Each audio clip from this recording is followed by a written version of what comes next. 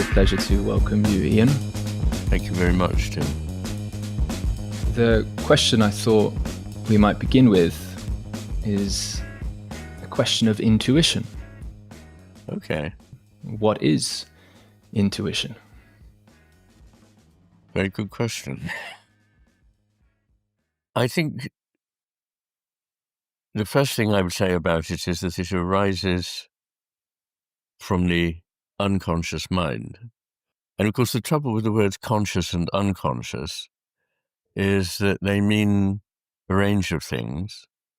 And I certainly don't mean that the unconscious mind is somehow inferior to the conscious mind. It's just that it's not in the center of the field of vision. It's not the thing that you're focused on.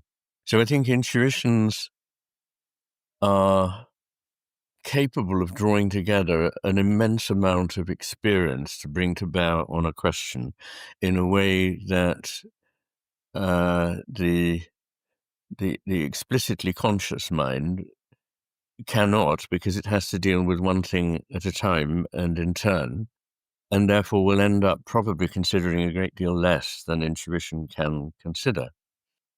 I think intuition's had a bad rap in our time, largely due to the very amusing and interesting work of Daniel Kahneman. And he's like a lot of cognitive psychologists, keen to demonstrate that intuitions and so on can lead you astray, which of course they can, but then so can reason, and so can science. So nothing is infallible, and in my book, The Matter of Things, I look at the strengths and weaknesses of 4 paths to knowing. One of them is science, one of them is reason, another is intuition, and the fourth is imagination. So from the perspective of the left and right hemispheres, how would we understand intuition? How does it show up from that frame? Well, I think it's most strongly underwritten by levels that may well be below the levels of the 2 hemispheres altogether. But at the level of the cerebrum, the 2 hemispheres, I think the right hemisphere is better able to attend to it for a whole range of reasons.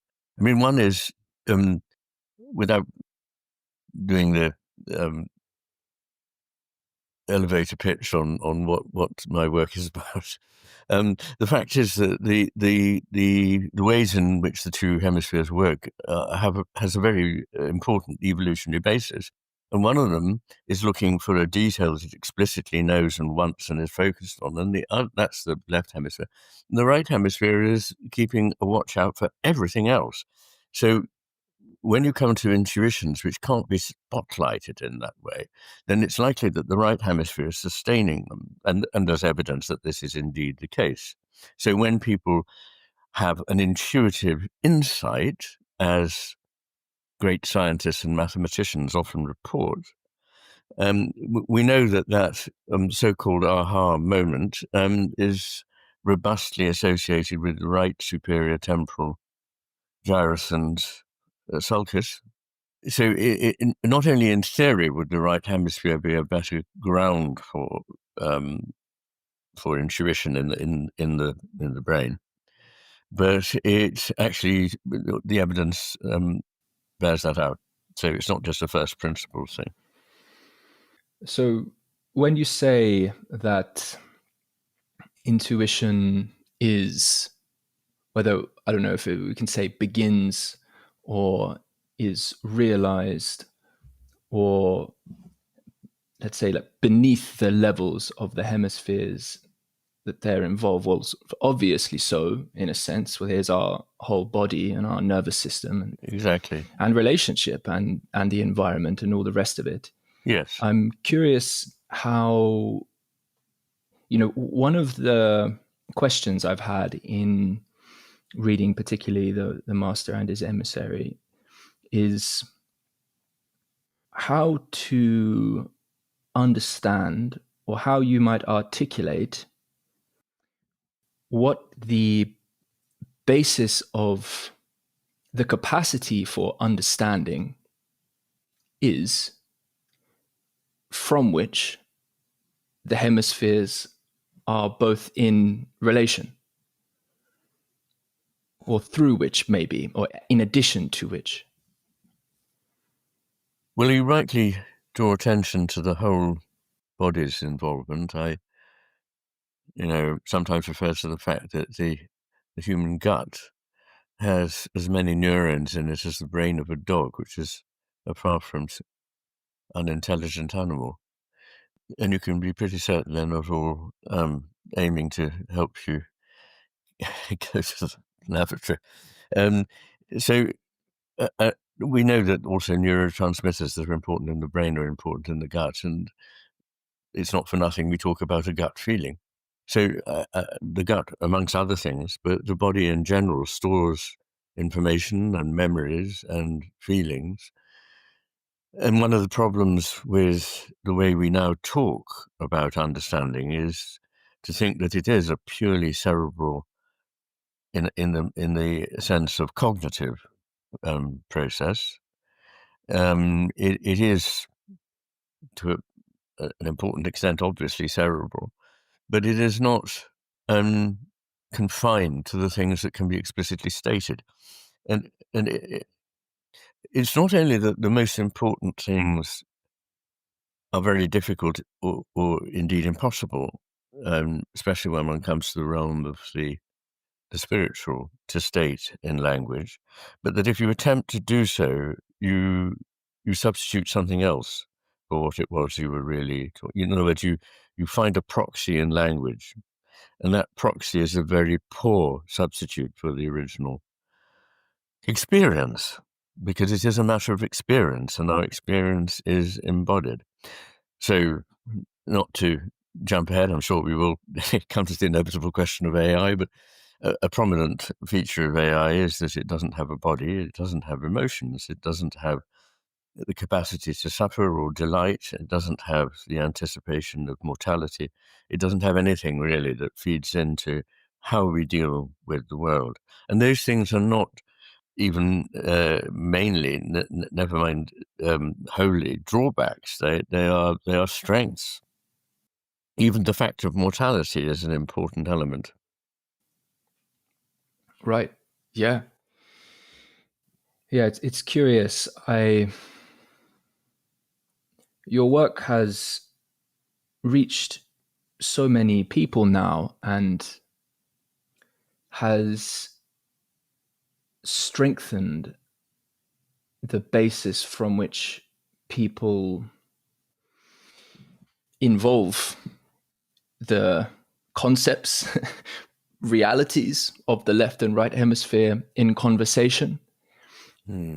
I know that running throughout your work, and of course in part runs as a thread of inspiration throughout your work, that whether the modes of analysis and mysticism or intellect and intuition, so many of these doubles, whether in terms of how we see the world through the parts or through the wholes, as something fixed or as something flowing, there's an endless number of these ways of recognizing these two kinds of attention or disposition or orientation that we find ourselves taking up in life.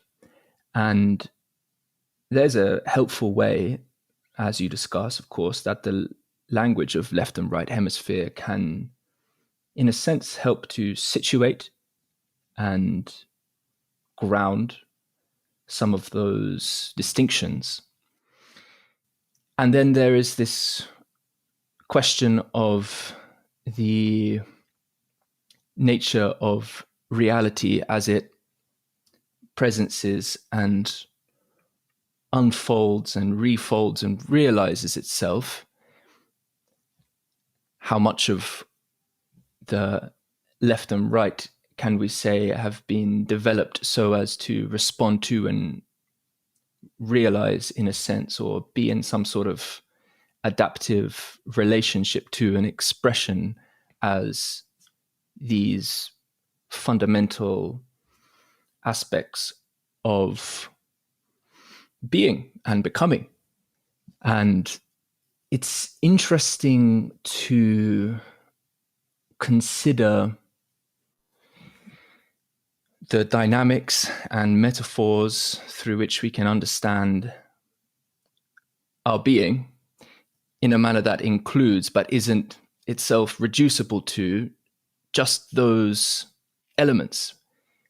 Although the manner in which you speak to just how broad and deep we can understand the world through those elements, it's so helpful for understanding. And that's, I think, if I'm feeling into where I'm drawn to meet you, in a sense, it's somewhere in there. It's perhaps it's in your work you speak about maybe the right is initially particularly involved in generating the gestalt, the initial sort of presencing, and then we want to be able to involve the left and then come back to the right. In the dynamic relation, in the process, in the orientation, I'm just wondering how you might language that with respect to what it is to participate in reality, somewhere in there. Like, what is it in our being that is, in a sense, an axis? Of course, there's the corpus callosum as a kind of an example of one of the, point to a kind of bridge. But I'm interested in what participates in the orientation, in a sense. How might you language or understand what it is that notices when to zoom in more closely and partition, and when to perhaps step back or to immerse in flow or something like that? What is that? Is intuition in some way involved in that? That's kind of what I'm pointing towards. I don't know quite how to pose it better just now. Yes. Well, I think the one that both generates the original not precise gestalt, very importantly not precise, is the right hemisphere. And it is generally the one that is seeing the process evolve, which involves also the left hemisphere. So you could think of these one way. There are many ways of thinking about the hemisphere differences, but one is that the left hemisphere is always trying to close down to a certainty, while the right hemisphere is always trying to open up to possibility. And we need both of these tendencies. We need the tendency to make something more explicit, but we also need not to lose the overall picture, which will always contain the past and the future and many ramifications, if you like, sideways in time, at the same moment in time. So they do need to have a dialogue. And the way I increasingly think of this in terms of the ultimate reality, quite how one articulates that, I'm not sure, but perhaps that's a good position to be in. But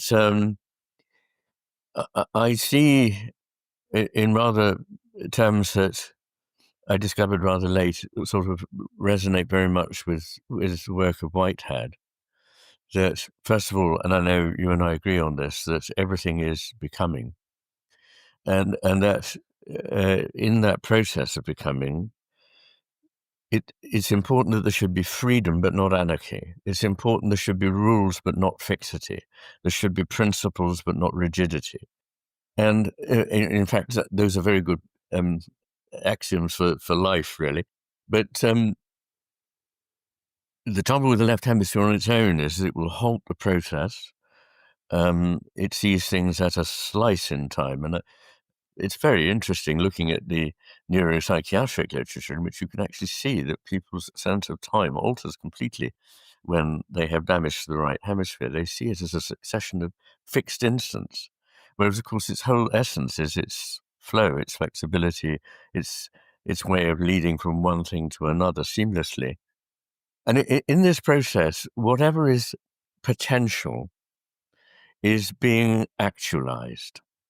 And that actualization is, for a while, explicit and so forth. And it's not a representation of the whole, but it's something that is, as it were, thrown forth out of this process and is added to the sum of things that can, from now on, be considered potentials for further evolution. So it's a process of alternating the business of being able to limit something with what that gives rise to later. And the way I think of it is in an image which actually comes from Hegel, that the flower, the bud, is not somehow annihilated or pointless when it opens into a flower. It has declared something that was enfolded, and it is now visible and whole and there. And then that flower, in turn, returns into a single, as it were, entity, which is the seed case, and that gives rise to new life. So, as Goethe said, and I often quote this because I just think it sounds so simple, but it's just so deep that we could spend the rest of the time we have together talking about it. But he said, dividing the united, uniting the divided is the whole work of nature.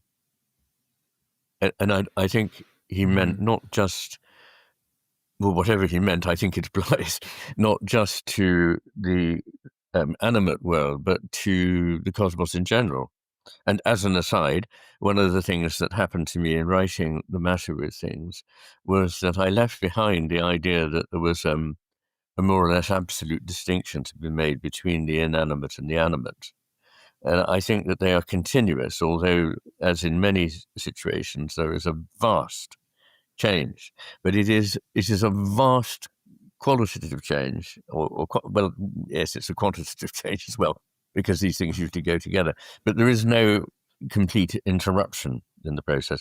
So things that go on in the animate world very, very slowly and without much complexity are suddenly allowed to burgeon when you come to life. Yeah, it's a beautiful answer. The question of when to unite and when to divide is an interesting one. Yes. One of the things it reminds me of, to, in a way, be a bit playful, but in another sense, to involve something that's quite the significant predicament in our time, which is that I forget which famous investor it was who said this, but they articulated that there are two ways to make money. One is to bundle something, and the other one is to unbundle it. And we see this with whether, TV streaming channels, Netflix, all the rest of it, the everything apps, but then also what can be disrupted about where we currently interact in various networks and what have you. This is consistently a process that is going on, and there's opportunity in it. But it seems to me that the disposition, the orientation, the care that we bring to that process matters a great deal. What's driving us to unite and what's driving us to divide? And in the context of the animate and the inanimate, I think that's also some interesting frames to work with. How do you think about, in a sense, I've read so much of how you think about the machine or mechanism, but there's a sense in which capitalism, different economic systems, artificial intelligence, and there's theorists from Nick Land to man named Mikey Downs in conversation with Goodell last, and others making the connection between capital and AI. That comes a lot from Nick Land, but I understand this is something that Mikey Downs has been bringing out, someone I'd be interested to speak to on the channel. And there's something in that world, at least, down the Landian line, although I haven't spent a tremendous amount of time contemplating this. I am writing about it. There's a sense of the transhumanist, the accelerationist, this orientation toward that which is no longer human, and what status to accord it in the context that all is animate would then become interesting. What kind of operational intelligences as processes distributed across time through interactions as orientations, toward efficiency of extraction to serve some process unifying a certain kind of intelligence in the world, maybe to the dividing and breaking up of the vitality of relation as we might know it. I'm curious how you would apply, or how we could think about the cosmos as animate or inanimate. Animate in in a reality in which there are these powerful distributed processes which do seem to be, at least in a certain critical phase, so counter to the cultivation of value as we realize it as human beings. Of course, people might disagree with that, but that's, I'll just leave that as a statement there. We might share it in common, but nevertheless, there's something in what I'm asking. Maybe that's coming through. Well, I may not have completely grasped what you're asking here, but you raise a number of interesting points, I think. One yes, is more to do that to begin with, to bring them into the fold, and in a sense, to crystallize a question from it. I could, but I want to step back from being involved in more of that gathering process, just to be in it together, because it seems like how to share a relation to what is animate and inanimate seems to be very important in the context of what I was articulating as the kind of aggregate intelligent processes which seem to be so potentially anti-vital, or at least anti-human. Yes. I think the first thing to say is that you raise a question about when in the sequence of things, as it were, to divide and when to unite. And I just want to gloss both those concepts of division and unification. So in the right hemisphere is interested in the unique case, whereas the left hemisphere is only interested in aggregate cases. It's interested in categories. And because both hemispheres have to deal in categories, they don't deal with everything as a fresh experience that doesn't have any relation to any others. In fact, exactly the opposite. The right hemisphere is always seeing things in relation. But the important thing to get across is the fact that they're seen in relation, and the fact that they form part of a whole doesn't take away from their individuality. So there are individuated wholes. There's a completely integral element. That was the gist of my analogy borrowed from Hegel, is that in the process of unfolding, nothing is lost from the integrity of the whole. Now, this is a very big difference from what goes on in the left hemisphere, because the left hemisphere puts things together. I believe that everything starts as a whole, and that the whole is prior to the parts, and the parts are an artifact of a certain way of looking at something, aiming to know more about it by investigating what it is, quote, made of. And I don't believe that is right, but that's the way that left hemispheric vision would see it. And so the left hemisphere has aggregates, not true wholes. They are the adding together of things that are already known. And the whole point about the whole, the Gestalt, is that it is not fully known, and it has therefore creative potential. And once you've got an image of the world, or of particularly the living world, as made up of building blocks, from the bottom up, from the past forwards, rather than seeing it as a whole that is can be differentiated in any ways you like, but you must not lose the knowledge of the whole, and then that whole is creative and in process and moving forward, not moving forward randomly. So, but that doesn't mean that it's dictated. It doesn't mean it's fixed. The trouble is the left hemisphere wants to say, well, is it fixed or isn't it? If it's not, it's chaotic. If it's fixed, then I can know it and have it. But what I'm trying to get to is that it's very important that the whole is bigger than any of the bits that we get to identify within it, and is not accounted for wholly or stopped being creative by being momentarily taken apart, as long as one gets beyond that. So the getting beyond it comes back to the right hemisphere saying that's helpful, but now we need to go back to seeing it as a whole. And the simplest image I have of that, which brings time into it actually, is the learning of a piece of music if you want to play it. So initially you're attracted to it obviously as a whole, not according to its parts, and its meaning is in the whole. But then when you learn it, you have to take it apart and you think about it theoretically, analytically, and so forth, and understand its shape and movement and all the rest.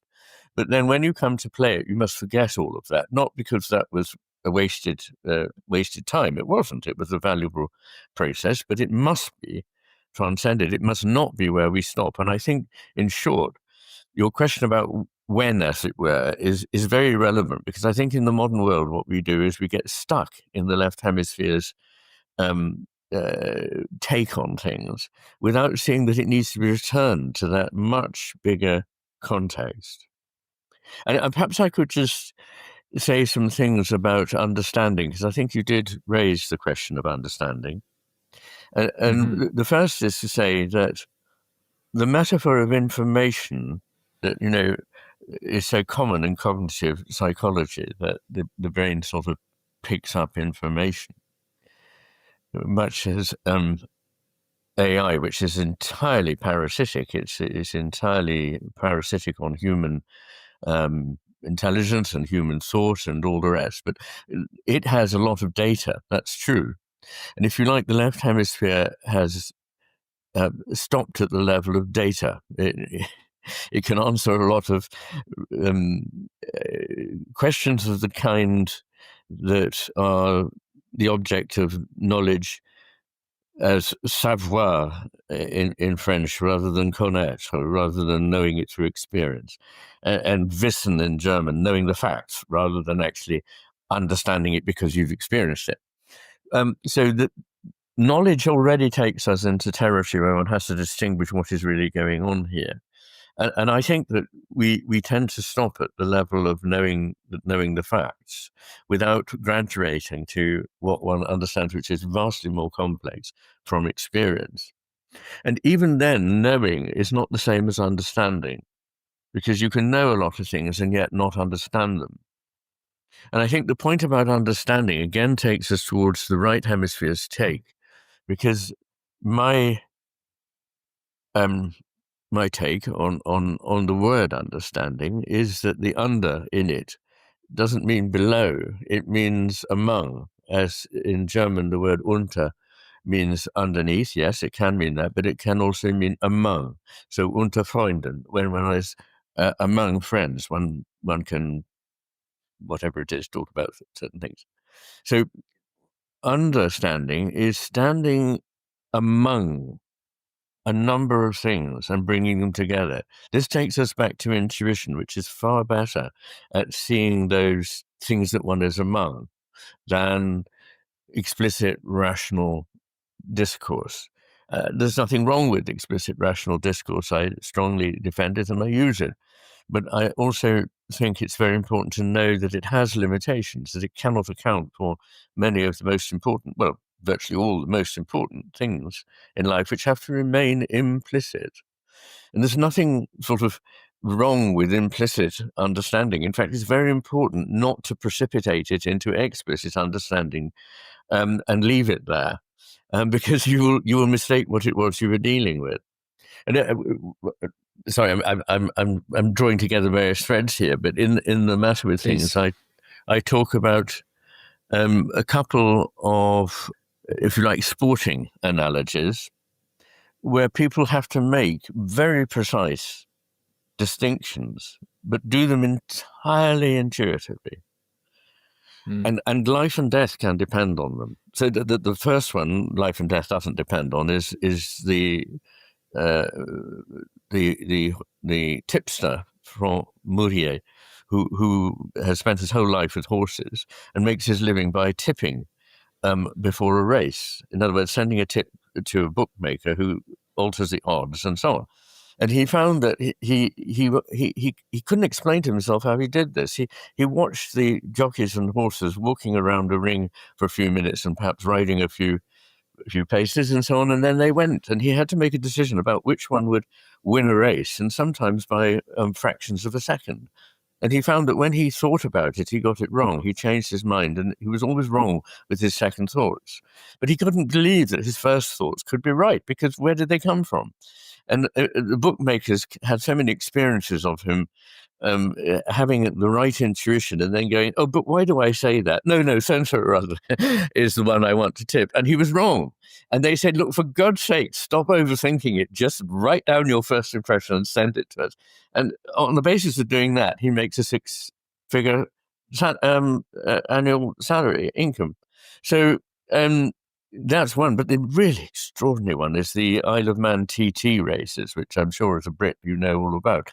But this is this most dangerous sporting event in the world in which people race motorbikes over a 62-mile course, which is it's just a normal road that goes up over a mountain on the Isle of Man and down, and it's got steep curves, it's got right angle bends with walls, it's got potholes, drain covers, and so on.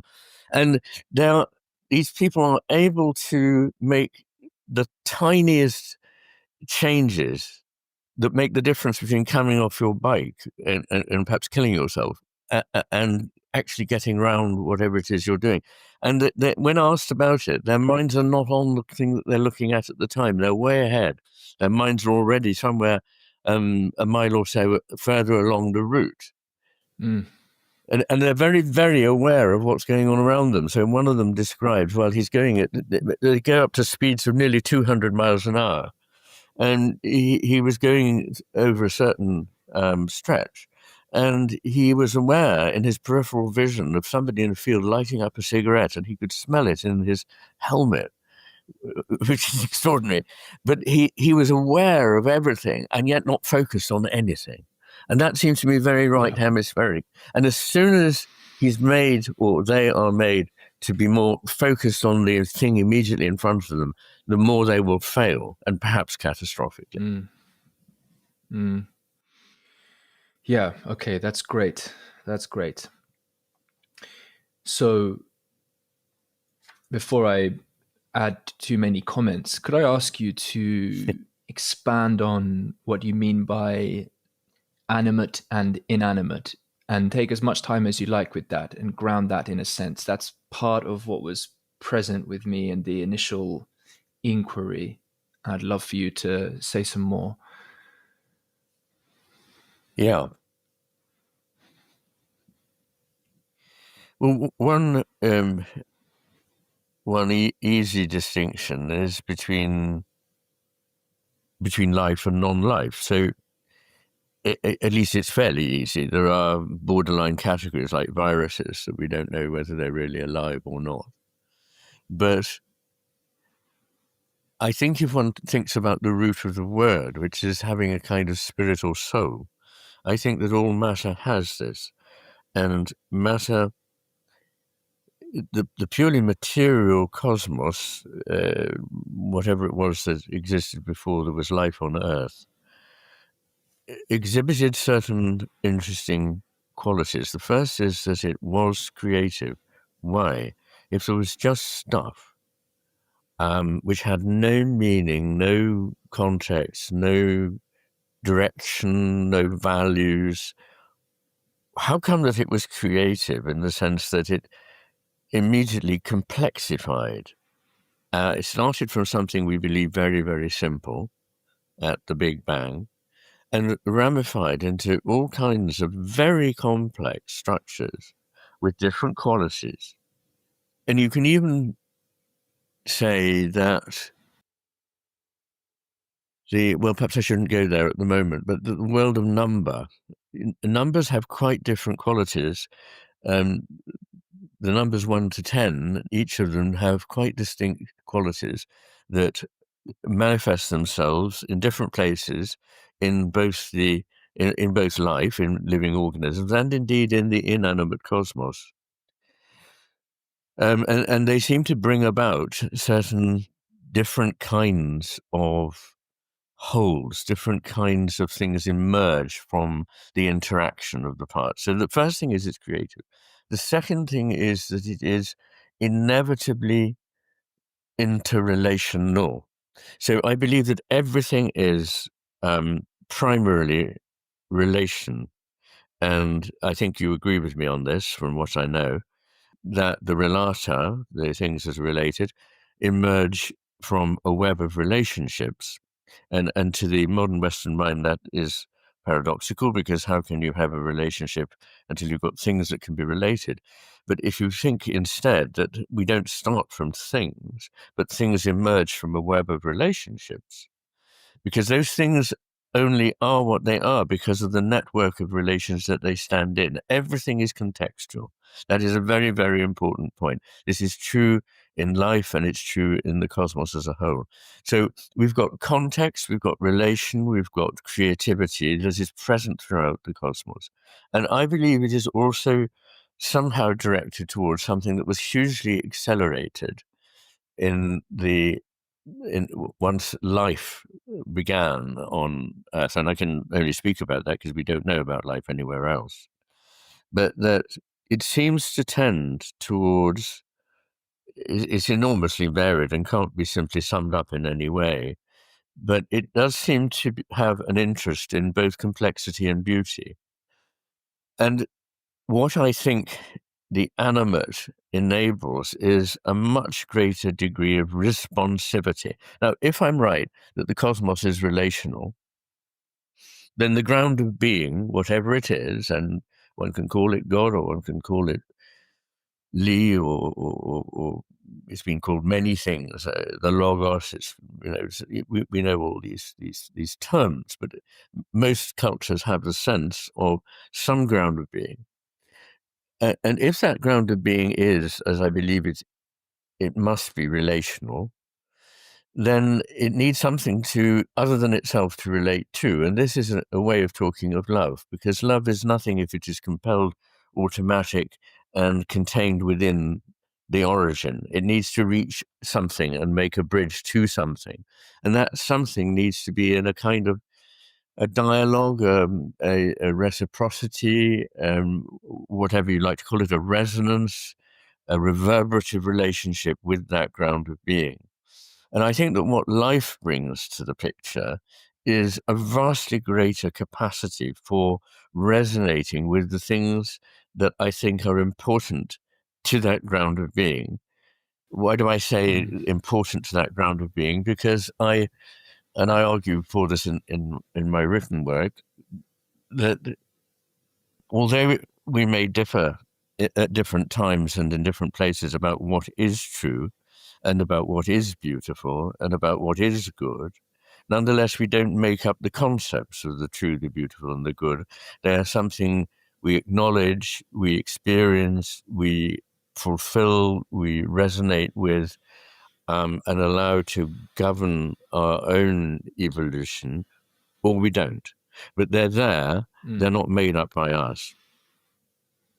And so I think that the whole inanimate creation is able to both exhibit and resonate with that ground of being's creative potential, its direction towards things that are other than itself, but that are not sundered from it again. The fact that they are other doesn't. It's like a good relationship in human life, that a couple may love one another, and of course that involves that they acknowledge one another, they resonate with one another, and they harmonize in a certain way. But harmony is different from unison, and if they become over-identified with one another, the relationship no longer works. There isn't the proper tension between the whole and the parts.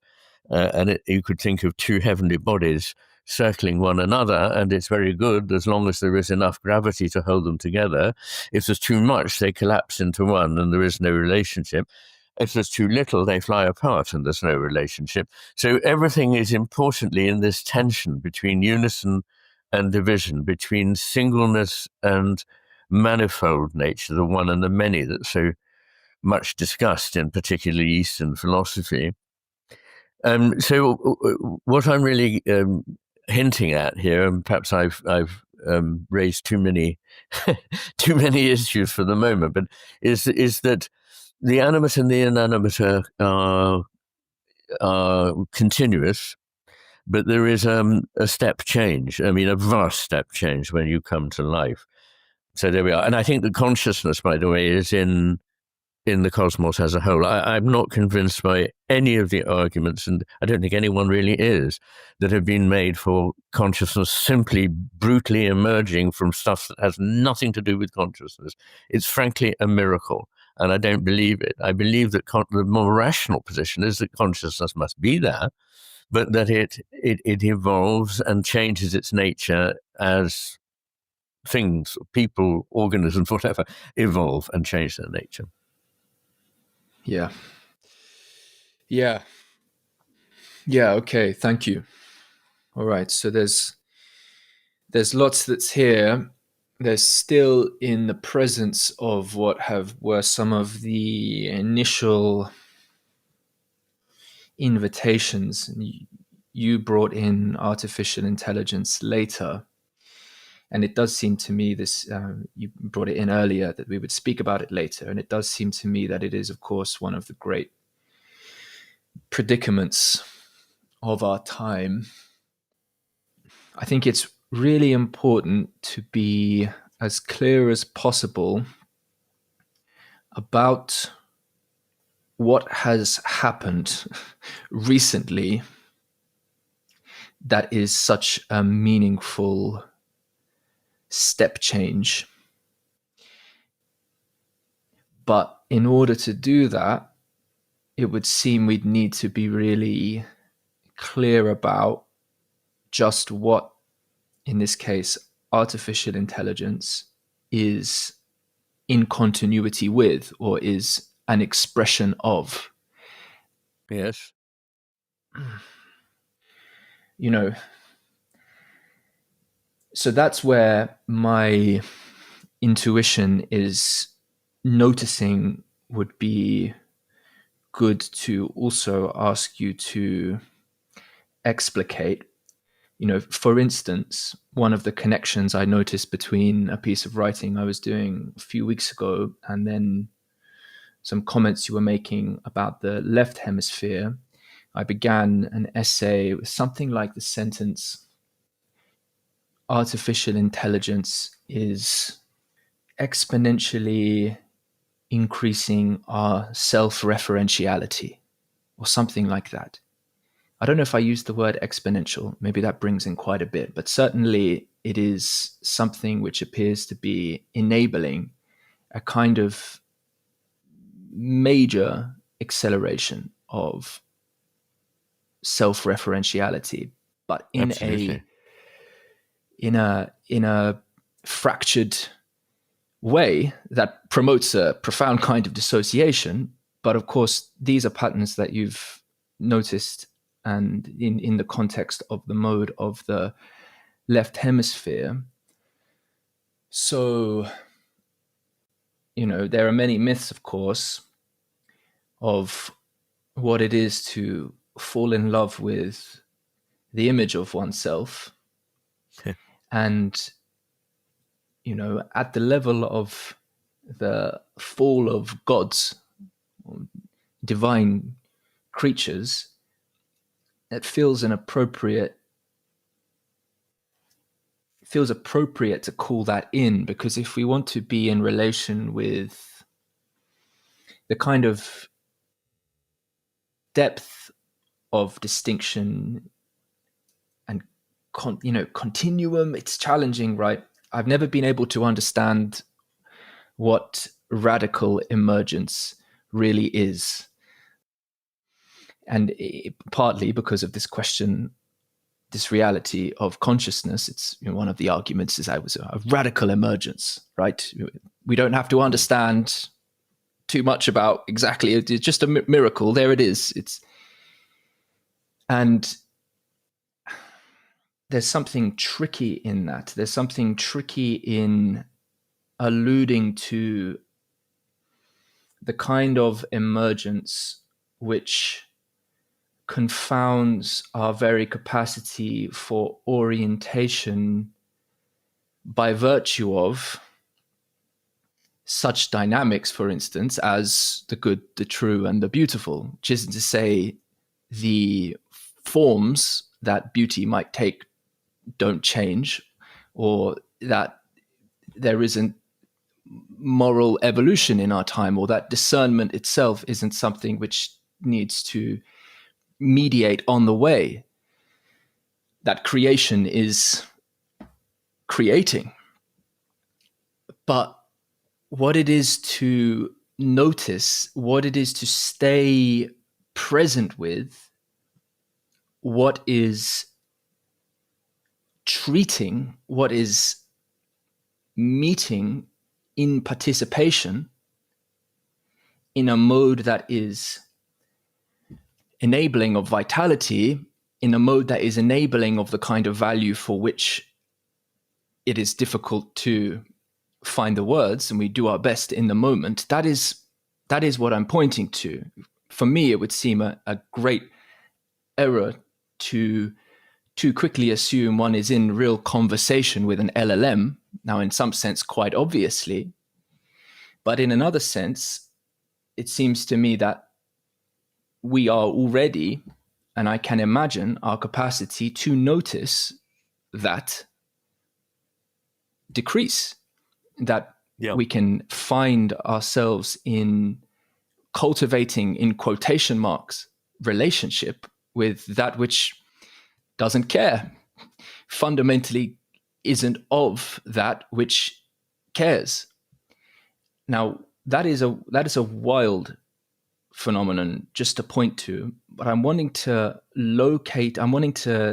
presence it in the context of how it is that being comes to, is it dissociate, shy away from what? It seems that we are presently in the flow, in the process of being overpowered by systems which are fundamentally rewriting, re-educating, occluding us from really understanding what it is to cultivate relationship with ourselves and each other. And they're powerful enough to have us participate in them. And what is it about creation that has this orientation? What is it about nature? What is it about what can emerge from nature, which is so capable of doing this? Somewhere in there is where I'm pointing to. I heard the bell go off, so no. I don't know if it's that's the delivery. It's not a bell. It's my grandfather clock telling me that it's 11 o'clock. Fantastic. Yes, I think the first thing to say is that coming back to hemisphere differences, is that the left hemisphere tends to be self-referential, which I think was where you began just now. And in other words, it tends to carry out procedures that are known on things that are known. And it's very hard for it to acknowledge something that is not already part of its world. One way of thinking of this is that the right hemisphere is constantly at the, I don't want to use the awful word interface, but at the place of communion with the real world as it presences. You've used that Heideggerian word a few times, and I use it too. I think it's very important to make a difference between a presence and a representation. The presence is the thing as it comes into being for you and is wholly sort of there for you, whereas the representation is a two-dimensional construct after the event, a re-presentation when it's no longer present. And the left hemisphere is the realm of representation. And I think it's very easy through the process of the familiarity with the everyday world to slip into an inauthenticity where what one is actually dealing with is not contact with the world or with people, but with one's images, representations, and ideas of them. Now, one way I think of it is that the right hemisphere has, as it were, a window on the world. So if you think of it as a room, it is a room that has a window, and it is constantly checking an idea. Does that really correspond with experience of the real world? Whereas the left hemisphere is as if it were a hermetically sealed, self-contained unit in which what are seen are projected images.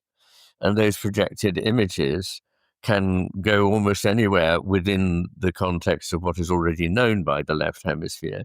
But it comes up with some very, very odd ideas, theories, projects, dogmas, doctrines, and so forth. And the right hemisphere is the touchstone that says, or has access to a touchstone, which is to relate this to the full body of its experience. So I think we are being encouraged by AI, which is really just, as I say, entirely parasitic on the information we give it, on the things that we say, and it parrots back to us the sort of things a human being would say in these circumstances. But this is not intelligence. I resist the idea that AI is artificial intelligence. To me, it is artificial information processing, which it does very nicely and very efficiently and very speedily. And if it is understood to be simply doing some donkey work for us that we could do if we had an infinite amount of time, but we don't, then that's fine. But if you suggest that it is actually understanding more, you are going very badly wrong. And importantly, you draw attention to the fact that it is not something that you can have a relationship with. It can mimic being a person that it would be like somebody having a relationship with you to such a degree that it can indeed lead people into a belief that they're in a relationship with this thing, and it can quite often lead to psychosis, depression, and suicide, as you know. And indeed, the AI may advise them to kill themselves because, of course, as far as it's concerned, what would that mean? So I think we should be very wary of where AI leads us. We need things that take us back to real experienced life, and that's a hard thing to do. And I think certain practices it help one to do that, and that they're not that esoteric. I mean, the most esoteric of them is mindfulness, which is really a way of telling the left hemisphere, shut up. I want to actually be present for a minute. And so that is a very obvious response that enables one suddenly to feel the fullness of experience rather than the thin, etiolated layer of fabrication over the surface of experience. But others are, what happens in those glorious moments when a work of art, a piece of music, a poem, a painting, whatever, speak to one. And in the natural world, being attentive to it and really being there with its awe-inspiring beauty and complexity. So we need to be heading in the direction that is, in my view, entirely opposite to that which AI is leading us, which is further involvement with self and further involvement with what is already known. And the whole point of creativity is that it must be something that steps outside the frame. And the only way AI could do that would be by doing it in a sort of random lurch. This reminds me of brainstorming sessions, much beloved of middle management. But actually, brainstorming is not, if it just means coming up with any old absurd idea, it's not a way of doing it, although the brainstorming may be guided by intuition and therefore may come up with something interesting. But we need to be making always a step outside ourselves. I believe that the cosmos is a step outside of the ground of being. I believe that love between human beings is a step outside of one's own entity. And the extraordinary rise in narcissism, histrionic and borderline personality types in the modern era is partly due to over self-involvement. And you could see it everywhere in the culture, in selfies, in having likes and all the rest of it. And one must be robustly free from that. Yeah. Yeah, it's insidious how many pressures there are, how many incentives there are in the landscape to fall into that. Yeah. Yes. So there's a few different things here which I would love to bring in. It's always a challenge because there is such a wonderful opportunity in conversations like these. I first reached out about 8 years ago, so they don't come around every second day. And so there is this experience of several sort of, vital threads of real living wrestle and sense of possibility. And they all connect in. And so I'll use that and maybe just reflect on it and notice that in the very context in which it's possible to begin to presence and share in understanding, to open up to receive what can be spoken through in such contexts, is one of the dynamics which seems to be selected against by so much of our algorithmic world. But here we are speaking, and it will be shared on YouTube, and it will be shared in and among a very, wow, what a world that is. What a clasping and grasping and hacking of attention, like so many of the apps are, that world is, in which this conversation will be shared.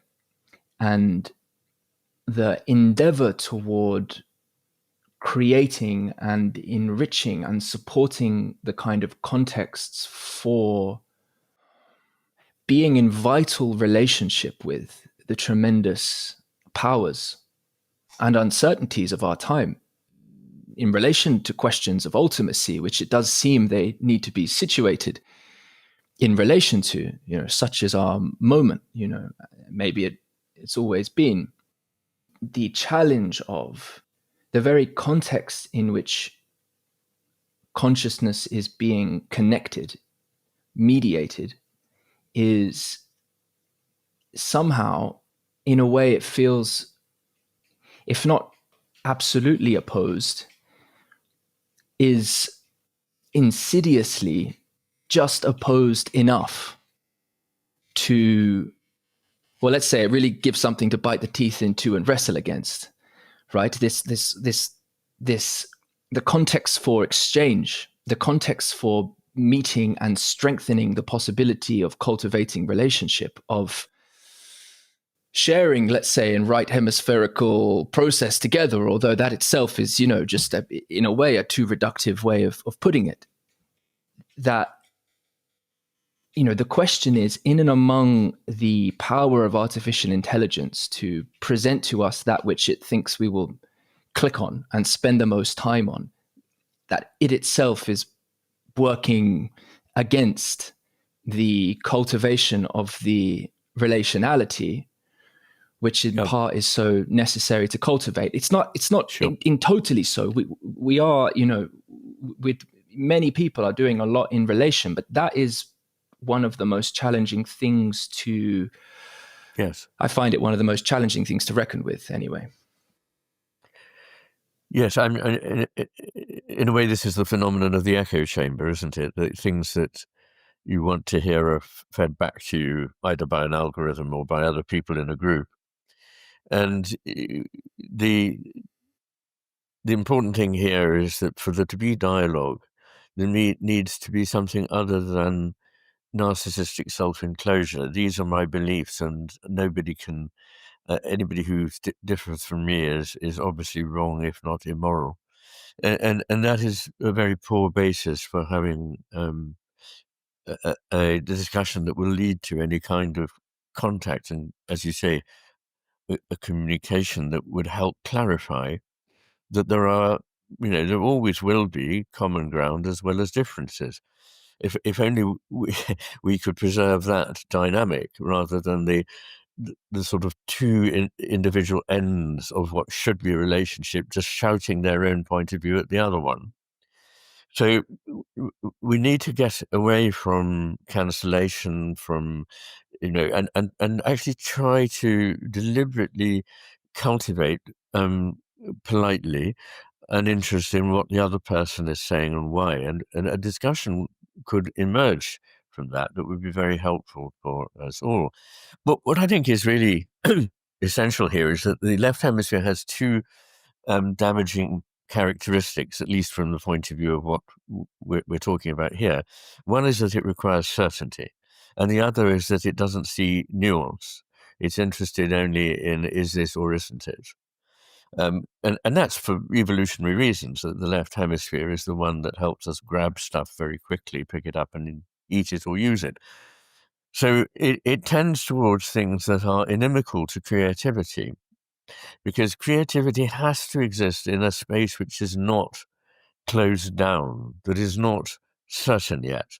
And I don't just mean creativity in the arts, I mean creativity in the broadest sense in the cosmos.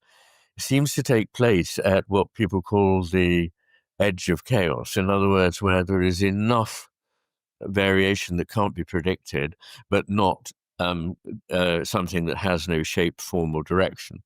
And I think it's what I want to say is that whatever I mean by the lures of truth, beauty, and goodness, they do not involve preconceived ideas. They are always in process. They are always evolving, and it's because they are always evolving that new things that are beautiful, true, or good can come into being for us. So,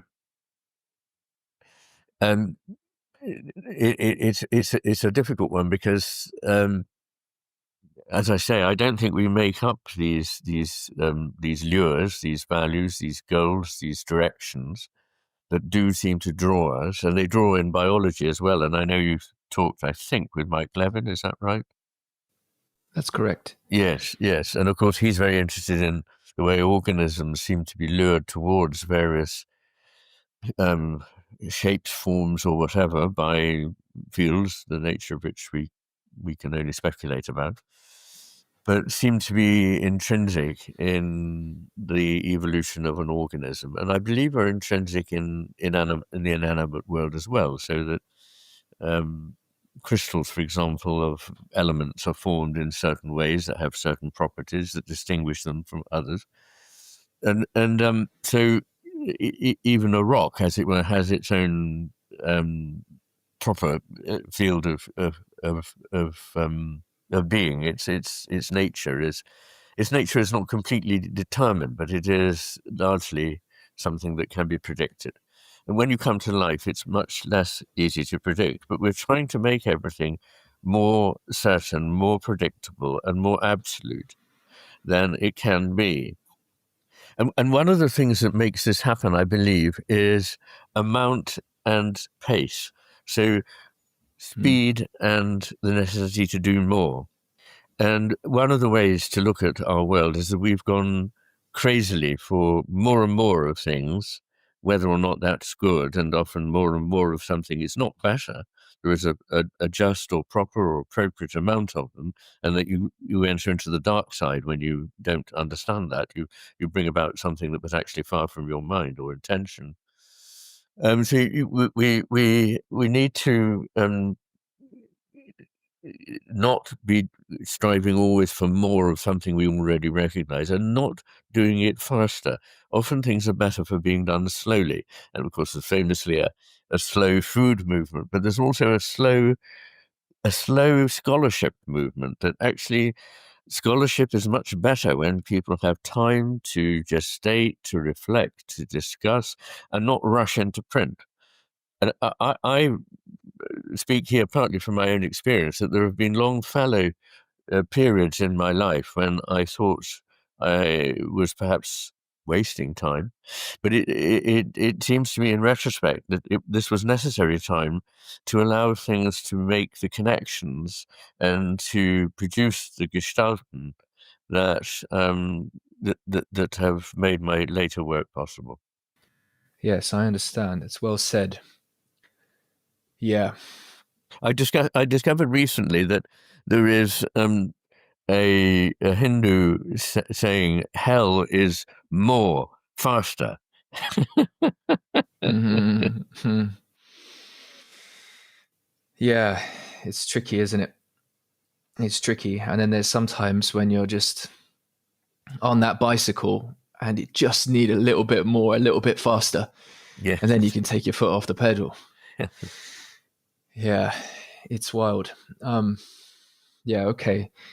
So you invoked Michael Levin, and that opens up the language of fields. And I've noticed that when you are asked in different podcasts I've seen to begin to share your views on consciousness, that's one of the things you speak to as one of a number of descriptions of the viewpoint you take, that we should recognize the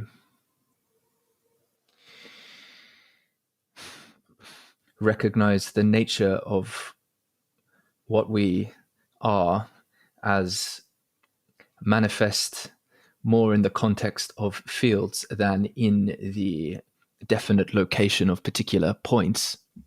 Now, it's so difficult, isn't it, to invoke consciousness and begin to bring that in a vital way. And incidentally, I find so much of the discourse on consciousness presented in a mode that's often very representational. Here are the positions, here are the arguments, and all of that. And I spent lots of time interested in that, and of course still find it interesting, but that's been one of the endeavors I've made over the years. To speak to consciousness is like beginning to broach the question of God or the sacred or something like this, for us to really bring that into the kind of reflective discursive process together. That's of course involving the left hemisphere, but at the same time having that be animate and living between us. In a sense, of course, we're already doing it and involved in it, and yet it's so challenging, because what we are also articulating, and what of course is part of the through line of your work, is tracing the ways in which our orientations toward the world and the kind of attention we can pay can so radically shift and be so involved in orchestrating our reality, which then of course designs us in turn. And so it's this, sometimes one could criticize, in a sense, as I just have here, discourse about consciousness to the degree that it is just engaging in that mode of representation, but of course, well placed, that mode of representation is extremely valuable and necessary in Yes, the context of how absolutely. we're vitally relating to the. Yes. So that is there. But I'm struck by the. I'm always struck by just what it asks of me to even begin to open it up, and likewise the notion of fields, which of course can, and Michael Levin's work is, I think, so often quoted because to the world of discourse and the left hemisphere and science, of course, the discourse of biology, we have here a great deal of rigor and experimentation that is being done to justify the use of this language. That it goes along is really participating in that justification process. Now, what it is to attend to the fields which are influencing our forms is radical in a totally different way, right? Like what is, like, we can ask questions or recognize, let's say, what it is for the cell or elements within the cell, or the cell as such participating in a field in which it draws in or draws on the patterns or the morphologies, which are in some sense something like a repository of the memory, which has been cultivated over time, although one could argue and say, well, no, not cultivated, was there already, if you want to be more fixed and platonic about, and people will argue about that. And as someone who's more on the process philosophical side of things, I would want to highlight the ongoing reciprocal participation between such things. But nevertheless, Exactly. right, there is still something of a, whether the language of memory, or at least some sort of formation to call on, some pattern to be that is in relation to the shaping of the material in question.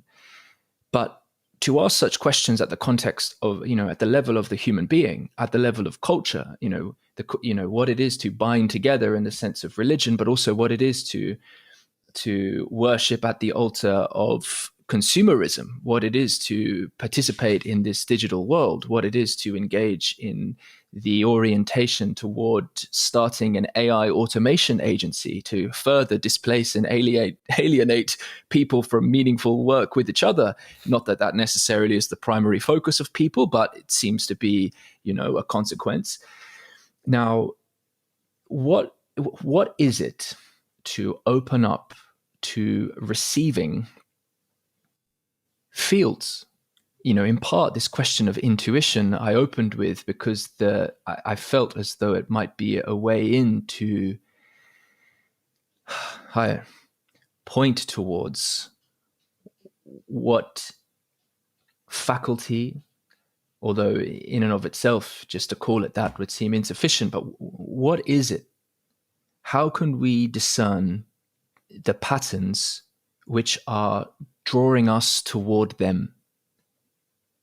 Yeah, something in there. I could go on and try and animate it more at the level of the human in the context of our present systems, but I'm pointing, I've said a bunch there anyway. Yes.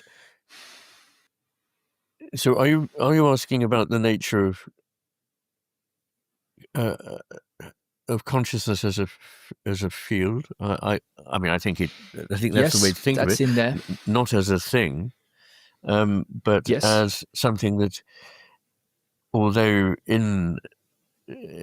becomes instantiated in things that are temporal and spatial, is not itself temporally or spatially fixed. The whole point of the idea of a field is that it doesn't require a point-to-point correlation, but that it is something that can be participated in. And I believe that the universe is participatory, as John Archibald Wheeler said in physics. I think this is also the case of consciousness. Consciousness is always consciousness of something, and it brings us into relationship with something, which is the essence of our being, to be in relationship.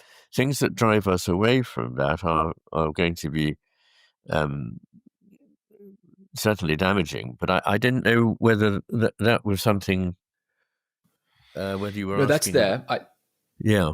That's there. I think I can. One way I could point to it is, as the cancer is to the cell or the organ, the level of biology. Yes. What is the in a sense what is the attractor Yes. of Yes. Okay. cancer, Yes. and how and thinking at the level of what we're attracted to participate in at the level of social formation, Yes. and does that is that a kind of frame of reference that you find interesting, and what is it about consciousness, or what can cultivate the kind of the power of attractor within consciousness as a field? Should we be thinking about it at that level? That's what I'm kind of asking. Yes. Um, I think that the image of a cancer is a good one, because the point there is that a perfectly normal, important process, that of reproduction by cells, gets both stereotypical and exaggerated. So it takes off. And as a result, it becomes such that instead of the cells serving the organism is there just to serve this bunch of cells. Now, in some ways, that's a very good analogy for two modern manifestations of the left hemisphere way of being, which are bureaucracy and AI. They both of them seem to have the capacity to grow exponentially without reference to their role to serve. Instead, in a very concrete way, I see bureaucracies in the two areas I know something about, universities and hospitals, as starting in the role of servant and ending in the role of master, and seeing the hospital and the university as there to serve them and to provide a reason for their being and to pay for them. Whereas in fact they are a damaging accretion. A little of them is good, but more is not better. I mean, honestly, it's such a simple concept, but it seems that most people these days are not aware of it, that yes, X was good for a while, now it is thoroughly damaging. And the same thing's true of AI. AI began as a sort of helpful servant that was doing administrative work on our behalf. But it seems to have got a kind of energy. It's hijacked our energy to attack us. Now, to distract us, to lure us away from things that are important. And it's very seductive. So, and the more seductive it is, the better it operates as the thing that will destroy us. So you're asking, perhaps, I don't know whether you're hinting at a question which is a difficult one. Are the drives in in in the cosmos and in humans that lead us towards something very unhealthy? And I think there are. I I no longer believe. I'm not sure I ever did believe that that good and evil were simply descriptions of preferences. That never convinced me in the slightest. And I think they have an extrinsic reality. And I have seen both of them at work in people and in social settings. And it may sound very far-fetched, but I think we have to consider that there may be drives that can occupy an unguarded place in life, and I think they can operate in some people because of the structure of their personality, and I think they can operate within systems so that they can actually force the system towards what is still effectively the left hemisphere's desire: more power. I mean, the left hemisphere has only one value, that of power. And if you've watched my things, I often invoke Max Shaler's pyramid of values, at which the lowest level is that of utility and power. And then above that, there come what he calls Lebenswerte, which are the values of life, such as generosity, magnanimity, fidelity, and so forth.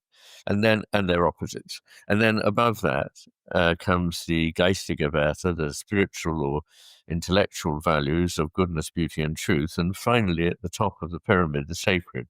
And he sees each of these levels as serving the one above it, and that makes perfect sense to me. But I think in our world, we have inverted this pyramid so that these other values, if they exist at all, are really invented in order that the power can be better exercised. So that they seduce people into certain forms of behavior that make them more biddable and more predictable to those who want to have power over them. So I think there are these forces for life and for death, for creativity and beauty, and on the other hand, for power and for degradation. And these were recognized by Freud and Jung, and given various names. But I think that, and they're also known to pretty much every culture around the world, that there are these forces that are sometimes described in mythological terms, because myths are ways of, they're not untruths, they're ways of communicating the big truths. But they are in myths, they are in art, and they are in their religious, spiritual practices, whatever they are. So I don't think it's unreasonable to suggest that there are drives in us and possibly outside of us, I think they are outside of us, occupy us, occupy our creations, and can lead us to self-destruction. I'm very interested in the way in which we are currently committing suicide. If you wanted to really destroy the human being, you do various things. First of all, you'd attack nature. And the assault on nature, which has been going on for a couple of 100 years, is very obvious. But more recently, there's been an assault on the body, and on the idea that we are embodied beings, that there are two sexes, that this is, a part of a way things are, and isn't just a made-up concept. I mean, the left hemisphere loves the idea of things it has made because it has complete control over them. And so more and more during my lifetime, things that are not made up by us have been said to be simply made up by us. But there is an attack on nature, there is an attack on the body, there is an attack on culture. So cultures are evolving things. They're not straitjackets. If you look at the last 1,000 years of European history, you will see that the culture changed dramatically a lot during often quite short periods of perhaps 50 to 100 years. And so it doesn't mean festering in a condition of morbid stasis. Culture means the only way in which things can change, progress, and become both remembered and yet not fixed in a way that is tyrannical. And the only way in which you can make a culture evolve is by respecting its history. If you want to demoralize a people, and dictatorial regimes have done this when they've taken over other cultures, is to forbid them to use their language, to know their history, and so on. And at the moment, we are, for reasons, it's almost like lemmings jumping off a cliff. We're busy attacking our culture, and heavens above, it's a subtle matter. It's not either good or bad. It has a great deal to be proud of. It has things not to be so proud of. But to just chuck it away is an act of insanity. And we need to be in dialogue with what came before us and where it came from, and the natural world. Nature actually means that which is ever about to be born. And that is a lovely image for people like you and me who believe that everything is actually in process, that it is not fixed and final, but it's constantly playing with what is available, the potential. And that potential is not like a cupboard that you go to and find something ready-made. When something is created, whether by a human creator or just in general in the cosmos, I don't think we should think of potential as a lot of things that are possible and they're all fixed there, and you go to the cupboard and select the one that you need. Instead, I see it as something which is generative, like the acorn is generative of the oak, or whatever you like, however you like to put it. But there is a field of potential there which can crystallize in different ways depending on how it is approached. And this is the miracle of nature and of life. That was beautiful, Ian. That was beautifully said. Ah, Yeah. good. He said. Right. No, well, that's right. Yeah, I appreciate it. Yeah. That there are some dreams which have never been dreamed before. Yes. Oh, gosh, yes. All the time. Yes, all the time. Mm. You know, of course, there are, you know, the the question there for some would be, is it not an eternal recurrence? You know, like how much is the circle a perfect one? Yes. I tend to I tend towards that, you know, yeah, spirit is seeking to dream new dreams. And the thing is, we're, of course, in this conversation and in so many others, returning to recognizing patterns which have played out time and time again. And those, in a sense, are part of our bearing. In a sense, to honor culture is to honor that. And yet, there is this question of orientation in relation with potential, as you've so well described. And part of the challenge that I've noticed is what it is for authority as such to meet and relate with that. I forget exactly how you worded it in one of your books, but I recall you speaking to one of these expressions. Might have been, yes, you were quoting a man named Abraham Heschel Oh, from yes. a rabbinic tradition, and he's describing halakha and agadah. That's And I'll right. just read a few of the statements. I hadn't come across these terms before, but they speak to so many of these dynamics we've spoken to. Halakha represents the strength to shape one's life according to a fixed pattern. It's a form-giving force. Agada is the expression of man's ceaseless striving that often defies all limitations.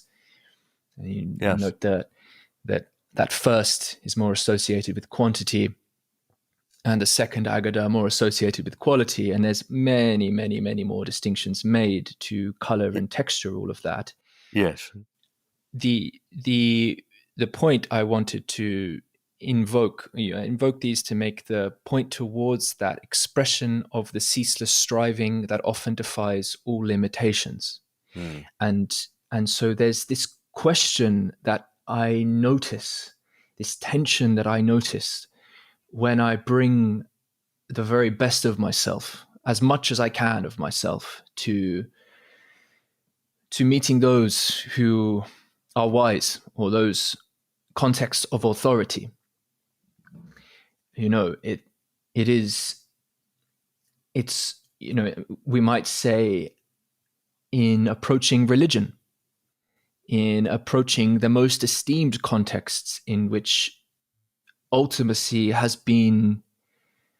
has suffered to be named as well as it could be, and then sometimes fallen to become stultified in a kind of fixity, and is sometimes more than vital in enabling others on the way.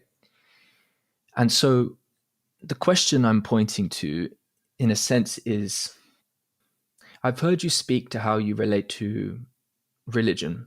And one of the challenges, as I experience it, is in a sense, the doubt I have, but not a cynical doubt, a doubt which, as I say, the relation between doubt and faith, the doubt which also draws me into faith and an endeavor is the endeavor towards asking of religion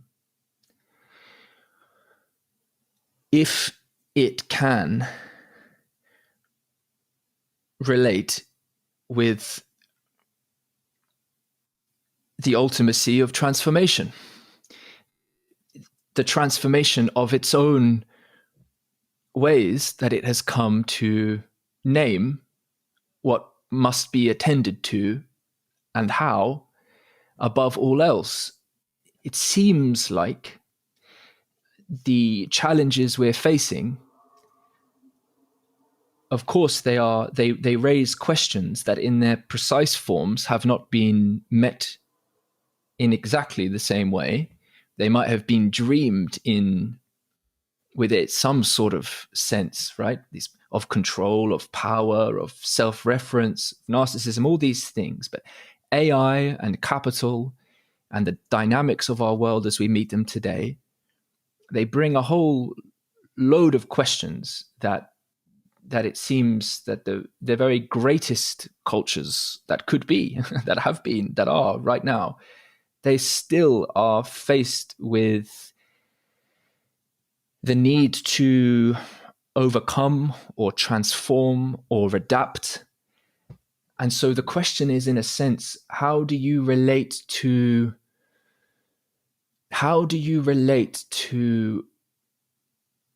sharing, meeting and sharing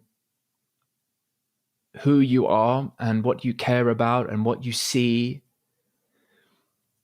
in is it to, because I often wonder, like, can you meet, what is it to meet a Christian, a Buddhist on neutral ground?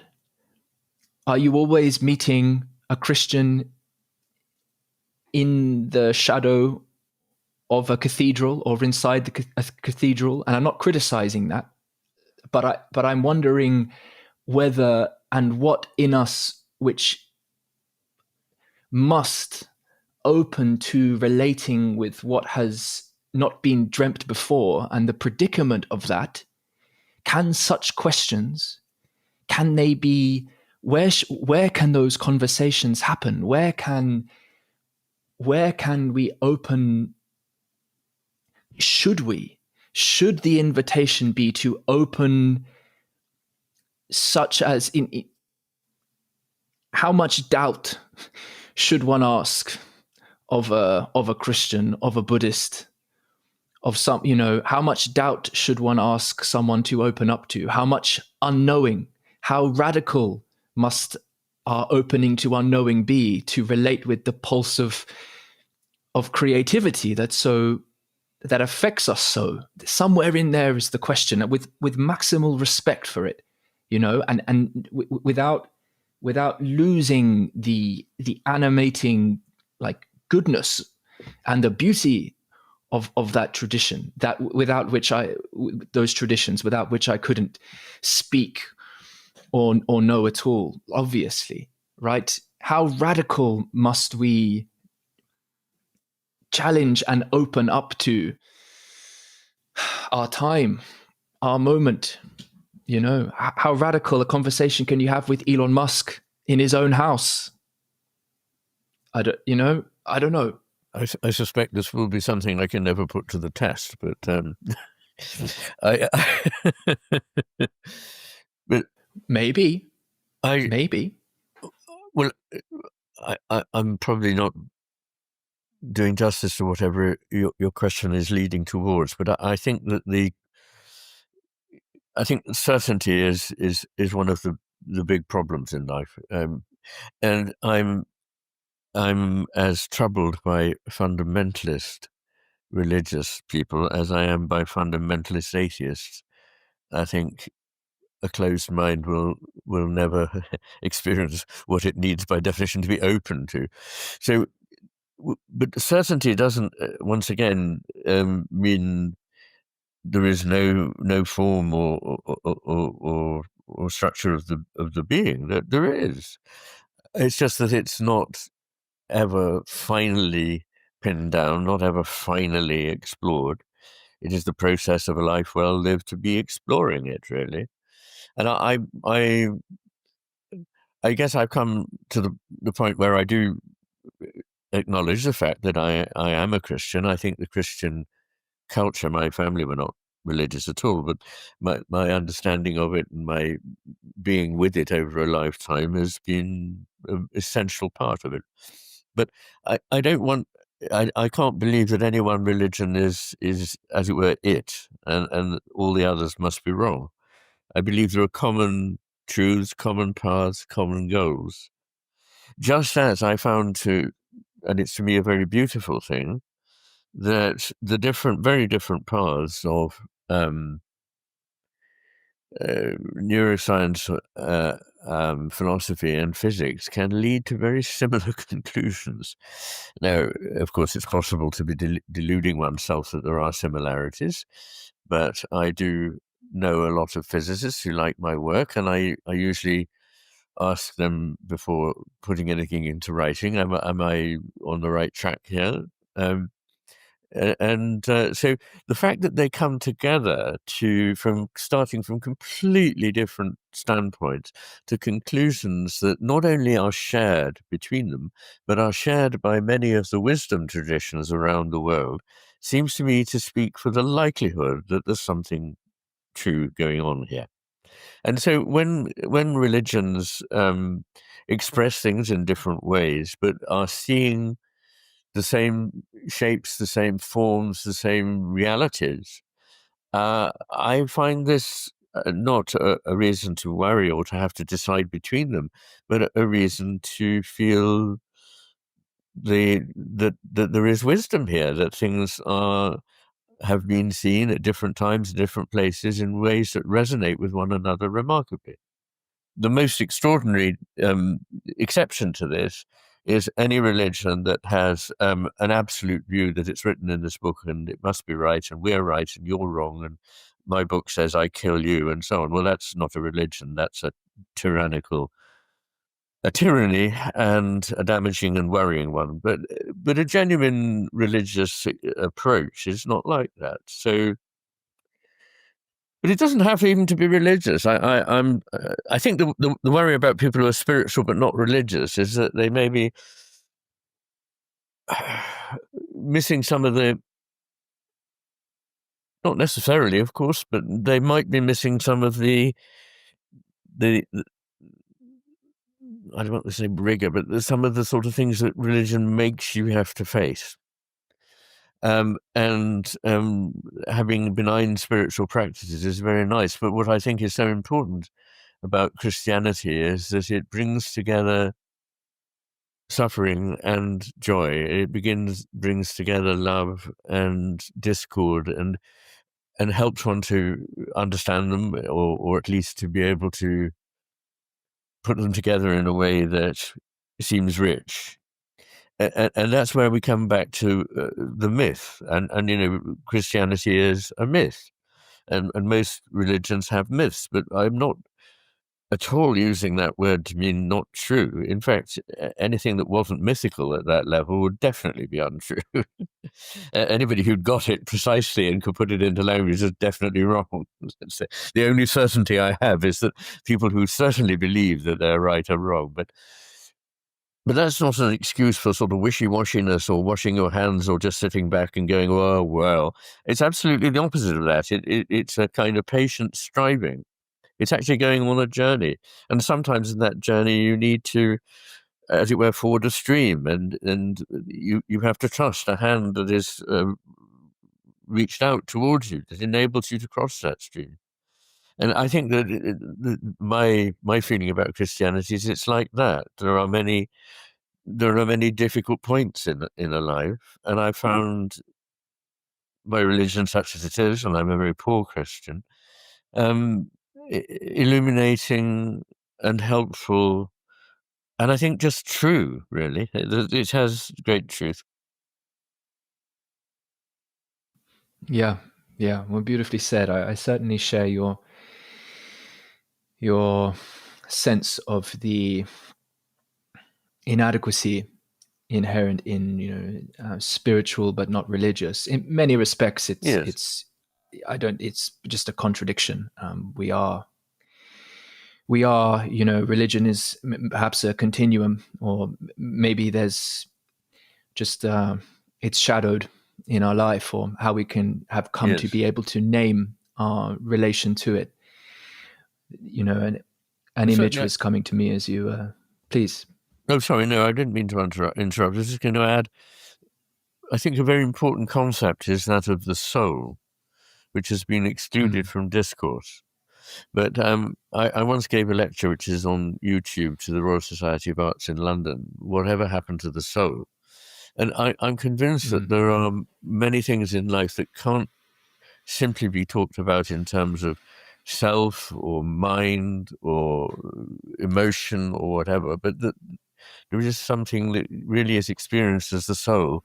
And I believe with John Keats that this world is a veil of soul making, and it is our opportunity to grow our souls, or we can stunt them. It depends on what you do with your life. yeah, yeah, absolutely, absolutely. Sorry, but I interrupted you, Tim. Hey, no, I well, as you know, I'll share the image. The image is a vast ocean with many currents. The horizon is always unfolding, and there are many big ships, and maybe some beautiful, ornate ships are ships of religion, and maybe we spend a bit of our time on smaller sailing boats. Maybe we come to recognize that to live well, to learn what it means to be on the sea and to be blown by the wind, maybe as spirit, then we need to spend some time, and maybe all of our time, in those larger ships. Maybe we're always sailing alongside them, and yet sometimes, as we've seen certainly throughout history, they don't all, named as such, stay afloat. Maybe the names change, and maybe elements of them are built in some sense. It's so interesting, right? Because there's this timeless element.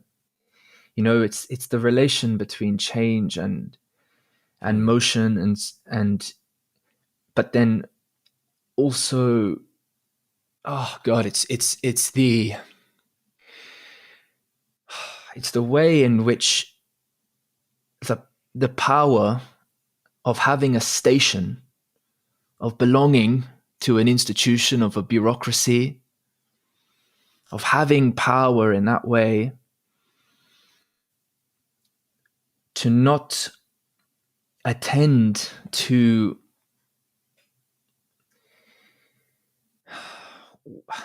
the reconstitution of the vitality that its power is inherently sourcing from. It's something in there like that. Something in there just consistently seems to occur. And so, I find myself to be appreciating many beautiful ships, and we're in currents which,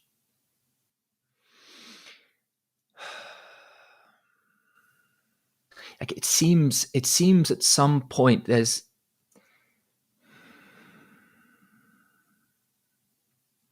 well, maybe I could say some more things about the image that's there, but there's an awful lot that's already contained, and I find myself, in a sense, located all amongst that, and in a sense recognized almost all of us are, and that maybe only the most certain are dogmatically fixed to a way as the final way.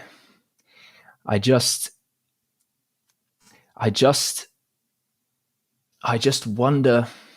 I wonder about what risks must be taken in order to open or return to or vitalize those spaces for generative relation, real being with the question that, in a sense, is always